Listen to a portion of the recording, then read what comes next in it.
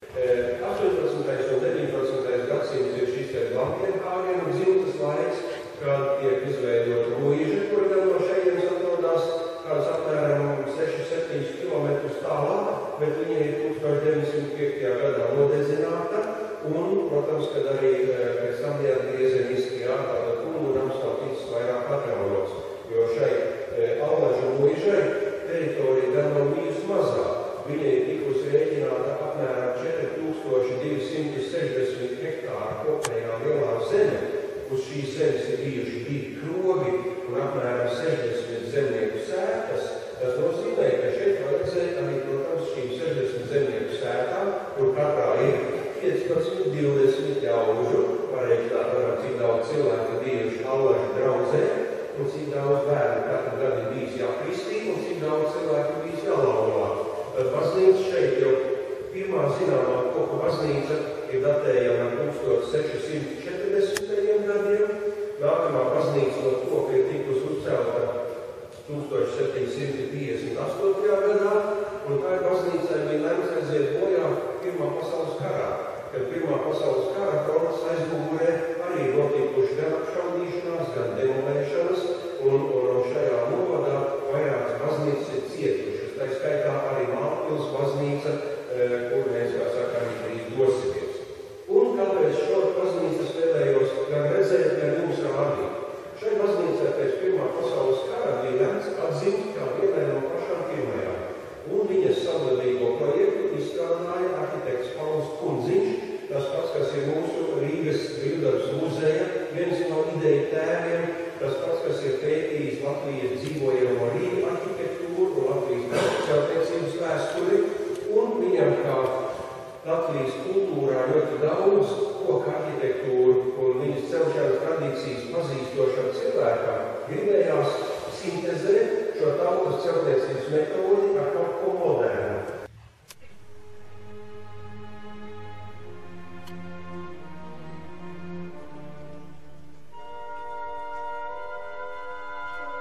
Lai varētu uzturēt un uzcelt šādu lielu ēku, lai varētu uzturēt visu saimniecības kompleksu, lai varētu nodarbināt vairākus desmitus cilvēku, bija šie vairāki tūkstoši hektāri zemes, kuras bija jāapsaimnieko. Un tad jau nu ir grūti pateikt, kas deva muižai galveno ienākumu, bet tika izmantot katra iespēja pelnīt. Tātad zeme.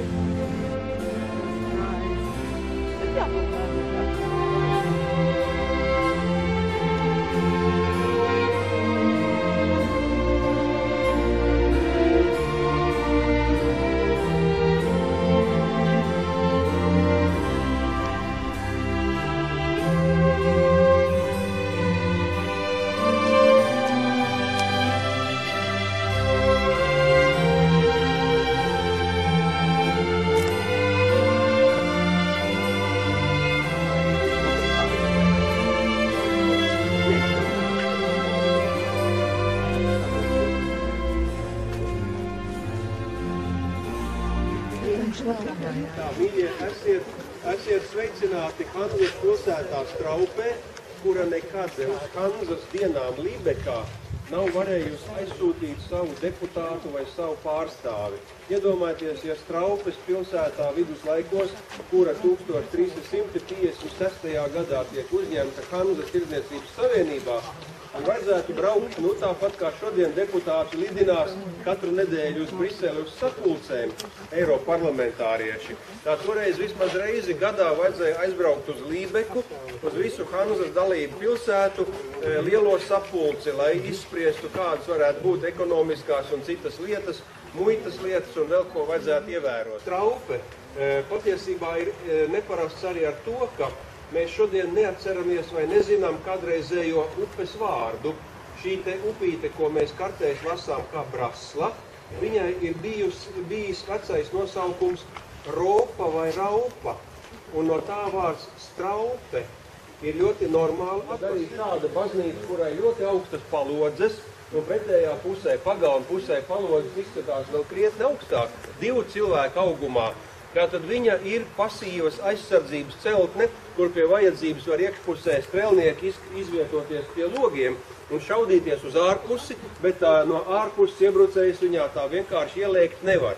Un baznīca tomēr ir tāda vēl jāuzskata par savā veidā patvērumu, kuru kristīgajā kultūrā ievērojot kādreiz bišķiņ tādu ētiku, ka cilvēks, kas meklēja patvērumu dievnamā, nenonāvēja.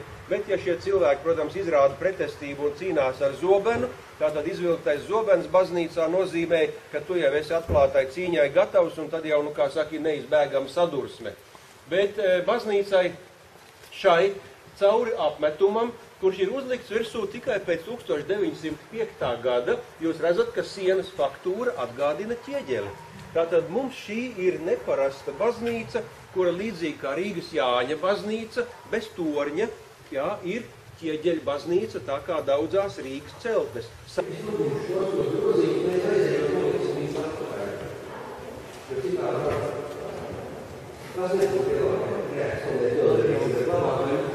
Nesanāk nejauši. Viņi ienāku šajā telpā, 18. gadsimta sākuma glezniecība. Holandiska, aiziņāta duši formu, košas krāsas ērpiem, iedod, kā teikt, stilizētas figūras, bet plaša gestikulācija. Man ir prieks arī pateikt, ka baznīcas palīdzēs šai baznīcai pie altāra. Tas ir Rīgas amatniecības skolas palīdzību 1999. gadā izgatavotais pilnvaru altārs, kas īstenē nedaudz stilizē gotisku. Ja mums būtu bijis, kā teikt, mediči kā pasūtītāji, un tādi Michelangelo būtu bijuši vairāki, iespējams, ka mēs arī savās baznīcās vairāk redzētu pilnplastiskus kapu pieminekļus, bet šeit Straupes īpašniekam Georgam von Rozenam 1590. gadā izgatavotā kapa plāksne, kura līdz 19. gadsimta vidum atradās te altāra priekšā uz grīdas. Viņa atradās tur, kur mācītājiem nevajadzēja staigāt pāri. Mācītājs godīgi gāja viņai riņķī, tāpēc jūs redzat, ka plāksne nav nobradāta, nedz teksts, nedz seja. Un šī plāksne principā bija attēlota, novietota ne tā, kā mēs redzam sienā. Tie izdarīja Rozeni paši, kuri, protams, aizmūrējot kapeni, jo viņus nevarēja vairs izmantot 19. gadsimtā. Tas bija Krievijas likums, kas jau bija stājies spēkā 18. gadsimta beigās, bet modernizēja baznīcu, uztaisīja jaunu altāru 19. gadsimta vidū un plāksni noņēma un iemūrēja sienā. Viņai vajadzētu stāvēt horizontāli, jo tas vīrs, redziet, guļ. Viņš guļ uz stedziņas, ģērboņiem jāstāv uz vertikālā stāvoklī, bet tikai plāksnēm.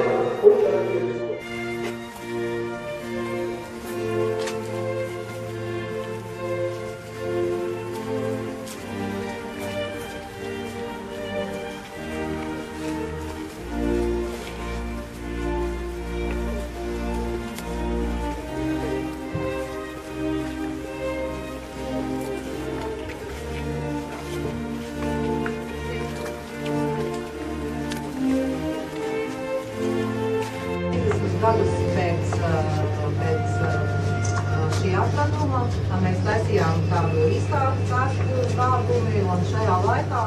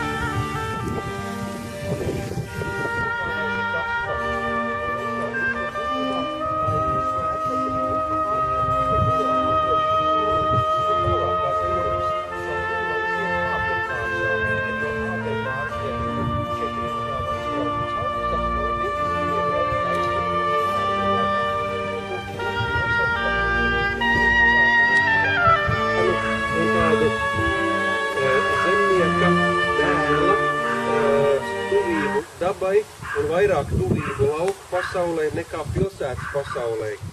Ap to pašu laiku gandrīz vai, 10 gadu iepriekš, Burkārds Dzenis ir uzkalis obelisku Emīlam Dārziņam Rīgā Mārtiņa kapos. Tātad rodas brīdis, kad Latvijā parādās pirmā nacionāli tendētā savam latviskajam panteonam veidotā pieminekļu kultūra.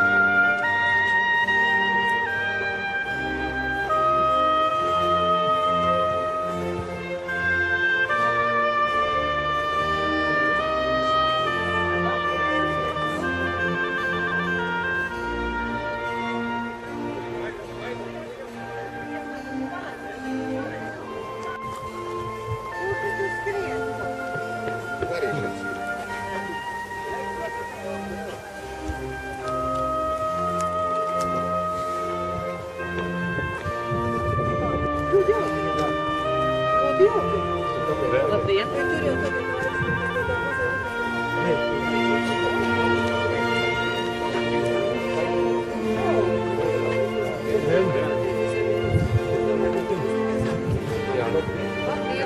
Labdien!